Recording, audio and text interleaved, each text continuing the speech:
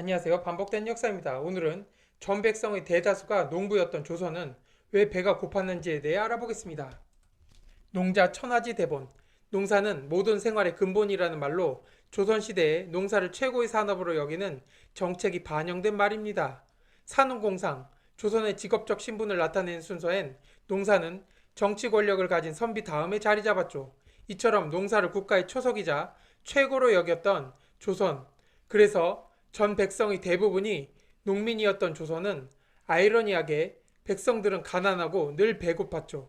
그 이유를 알아보면 고려시대 권문세적이 독점하였던 대토지는 정도전에 의해 거의 몰수되다시피 하고 이 토지는 농민들에게 균등분할되었고 이를 기반으로 조선 초기엔 농민들이 밥을 먹을 때 이 밥을 이씨 왕조가 준 밥이라며 이 밥이란 말이 생겼다는 설이 있을 정도로 식량 사정이 개선됩니다. 조선 초기의 인구는 대략 600만에서 700만으로 추정하고 조선시대 도량형 결을 기준으로 세종 때 대략 1700만 석의 쌀을 생산했죠. 이것을 인구로 나누면 대략 1인당 1.4석의 쌀을 소비할 수 있었죠. 지금의 단위로 384kg의 쌀을 1년에 1인이 소비할 수 있었습니다. 물론 생산량을 인구수로 나눈 단순 수치이지만 굶주릴 이유가 없는 생산량이었습니다. 허나 쌀은 조선시대 돈과 같은 것, 세금을 내거나 물건을 살 때 지불하거나 또 술을 빚을 때 사용하며 농민들이 먹을 수 있는 쌀은 많지 않았죠. 생산량의 10%는 무조건 세금으로 내야 했으며 만약 자영농이 아니라면 생산량의 50% 이상을 지대로 내야 했죠. 또 세금의 일종의 군포를 내기 위해 쌀을 팔아 군포를 샀고 각종 필요한 물품을 얻기 위해 쌀을 팔아서 모든 걸 얻었습니다. 조선 초기에 소수이던 양반의 토지 소유가 확대되고 세금을 내지 않는 양반의 수가 증가해 각종 세금이 농민들에게 전가되었으며 쌀을 이용한 수를 빚어 정작 농사를 짓고도 농민들에게 돌아갈 쌀은 부족하게 되죠. 또 외란과 호란으로 농토가 초토화되고 결수가 세종 때보다 감소하고 조선 후기 상업의 발달로 인구가 팽창하며 무역을 제한한 조선엔 쌀이 부족해지기 시작합니다. 또한 지구 이상 저온이 전 세계를 강타한 17세기 조선은 식량 생산의 급감으로 경신대교근이 발생해 수백만의 백성들이 굶어 죽는 대환란이 발생합니다.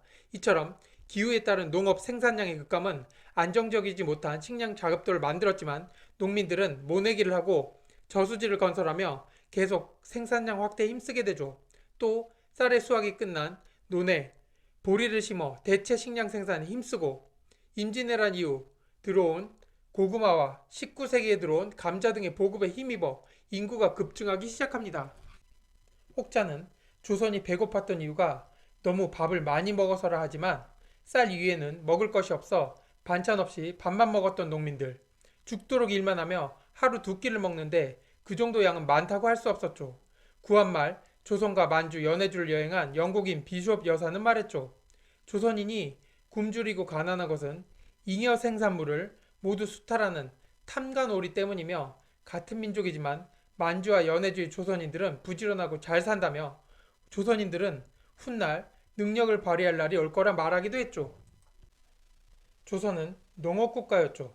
흉년이 아니고는 쌀의 생산이 그리 부족하지 않았지만 엄청난 수탈로 늘 배가 고팠고 과중한 소작료도 한몫을 거들었죠. 그래서 쌀 농사를 지으면서도 정작 자신은 쌀밥을 먹지 못하는 아이러니를 달고 산 조선 농민들. 이래서 왜 우리가 무역을 해야 하는지, 첨단 산업을 키워야 하는지, 지도층에게 착취받지 않기 위해 신분제 없는 세상을 왜 만들어야 하는지, 그래서 이 나라 대한민국이 왜 위대한지를 세상 깨닫게 됩니다. 감사합니다. 반복된 역사입니다. 알람 설정, 구독과 좋아요는 영상 제작에 큰 힘이 됩니다.